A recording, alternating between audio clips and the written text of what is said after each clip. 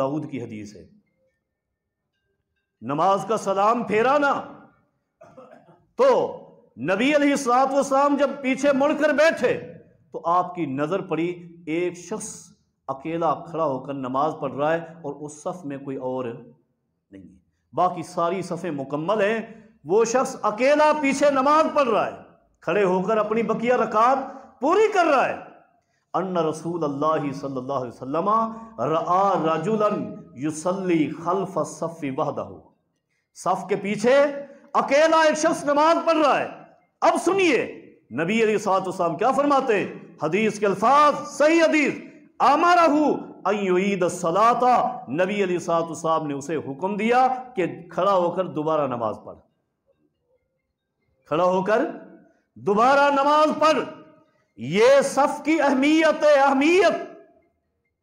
اس شخص نے اپنی مرضی سے ایسا نہیں کیا، پوری صفیں مکمل تھیں، جگہ نہیں تھی، اکیلا کھڑا ہو گیا، نماز پڑھتا رہا۔ نماز بھی ہے لیکن اللہ کے پیارے پیغمبر کیا فرماتے ہیں، ان یعید الصلاۃ، نماز دوبارہ پڑھ، اس لیے کہ تیری نماز نہیں ہوئی۔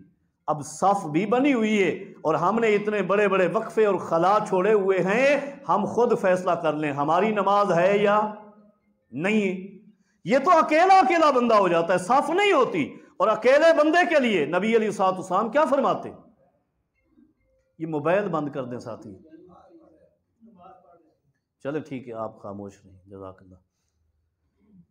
اب نبی علیہ الصلوۃ والسلام ایسے اشخاص کے لیے کیا فرماتے ہیں؟ ایک اور مقام پہ فرمایا لا صلاۃ لمنفرد خلف الصف، اگر صف کے پیچھے کوئی شخص اکیلا کھڑا ہوا ہے تو اس کی بھی نماز نہیں ہے۔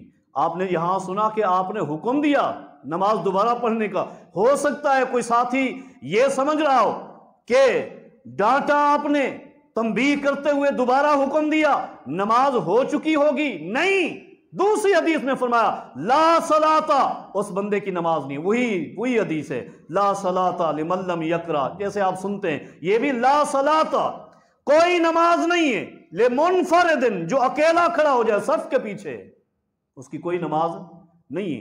اگرچہ کچھ علماء کا اختلاف ہے، وہ کہتے ہیں کہ اگر صفیں مکمل ہیں اور ایک شخص آ گیا جگہ نہیں ہے تو پیچھے اکیلا کھڑا ہو جائے اس کی نماز ہو جاتی ہے، کچھ علماء کہتے ہیں۔ لیکن میں نے الحمدللہ جتنا مطالعہ کیے اور بڑی کوشش کی ہے، آج تک مجھے اپنے پورے مطالعے میں کبھی کوئی ایک بھی صحیح روایت نہیں ملی جس میں یہ ثابت ہو سکتا ہو، استدلالن بھی کوئی حدیث نہیں ملی کہ اگر کوئی شخص آ کر پیچھے اکیلے کھڑا ہو جائے تو اس کی نماز ہو جائے گی، نہیں ہوتی۔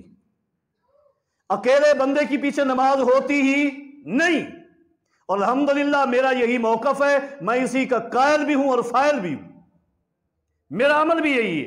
اگر اکیلا بندہ آ جائے، صف مکمل ہو چکی ہے، پیچھے انتظار کرے کوئی اور آ جائے، اس کے ساتھ مل کر پڑھے، اکیلا نماز نہیں پڑھ سکتا، اگر پڑھی بھی تو وہ نماز نہیں ہے، اس لیے کہ پیغمبر نے فرما دیا ہے لا صلاۃ، اس کی نماز ہے ہی نہیں۔ اب کون سی ایسی دلیل ہے کہ جس کے ذریعے ہو جائے؟ کہتے مجبوری میں ہو جاتی ہے، یہ کون سی مجبوری ہے؟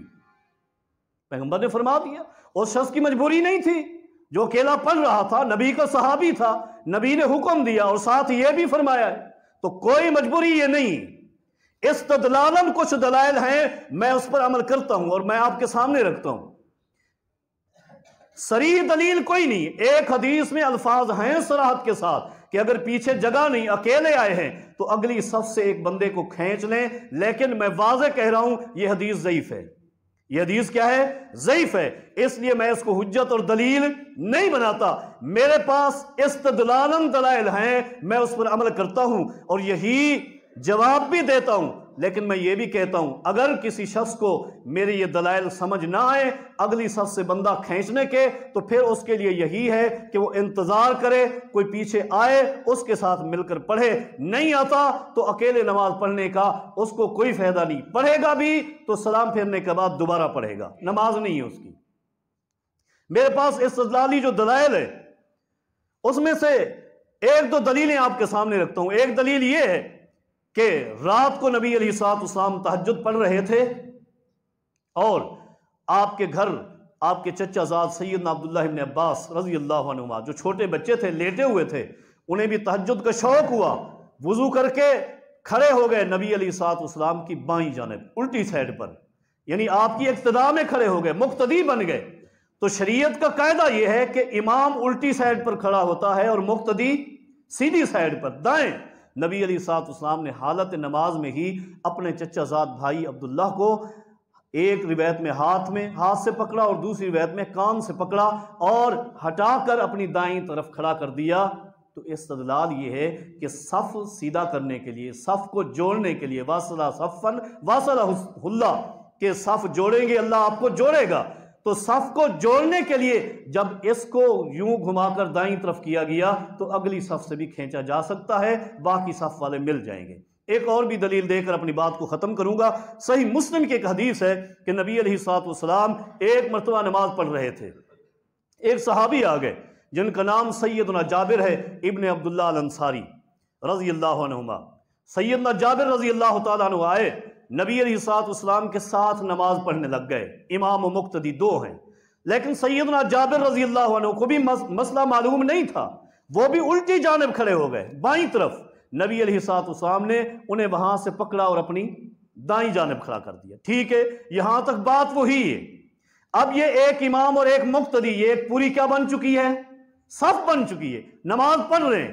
نماز پڑھتے ہوئے صحیح مسلم کے الفاظ ہیں، ایک اور صحابی آ گئے جن کا نام ہے جبار بن صخر رضی اللہ عنہ، وہ پیچھے سے آئے اور آ کر انہوں نے دیکھا کہ اللہ کے پیغمبر امام بائیں طرف کھڑے ہیں اور دائیں طرف مقتدی جابر کھڑے ہیں، تو مقتدی کے ساتھ مل کر اور صف بنانی تھی، تو جبار رضی اللہ عنہ آئے تو مقتدی کے ساتھ وہ جڑ کے کھڑے ہو گئے۔ اب دونوں مقتدی نبی علیہ الصلوۃ والسلام کی دائیں طرف ہو گئے۔ کہاں ہو گئے؟ دائیں طرف ہو گئے۔ اب چونکہ تین بندوں کی یہ صف یوں نہیں بنتی شریعت میں، اب صف اور بنانی تھی۔ صف کیا تھی شریعت میں؟ اب یہ حکم تھا کہ صف بنائی جائے امام کے پیچھے۔ اب نبی علیہ الصلوۃ والسلام نے اپنا مبارک ہاتھ دایاں ہاتھ نماز کی حالت میں یوں کیا اور دونوں صحابہ کو ہاتھ کے ساتھ دھکا دے کر اپنے پیچھے صف میں کھڑا کر دیا۔ امام خود سامنے کھڑے رہے اور یہ پیچھے صف چلی گئی۔ صف کو جوڑنا تھا تو یہاں سے ہٹا کر پیچھے کر دیا۔ استدلالن، میں نے پہلے بھی عرض کیا ہے، استدلالن یہ دلائل ہیں کہ اگر صف مکمل ہے، آپ آ جاتے ہیں اور جگہ نہیں ہے تو اگلی صف سے بندہ لے لیں۔ اگر یہ استدلالی دلائل آپ کو سمجھ نہیں آتے تو پھر آپ کی اکیلے نماز نہیں ہوتی، کسی اور کی انتظار کریں۔ انتظار نہیں بھی کرتے، آپ پڑھ لیتے ہیں، تب بھی آپ کی وہ نماز شریعت کی روح سے نہیں ہوئی۔ یہ صف کی اہمیت ہے، یہ صف کی اہمیت ہے۔ اور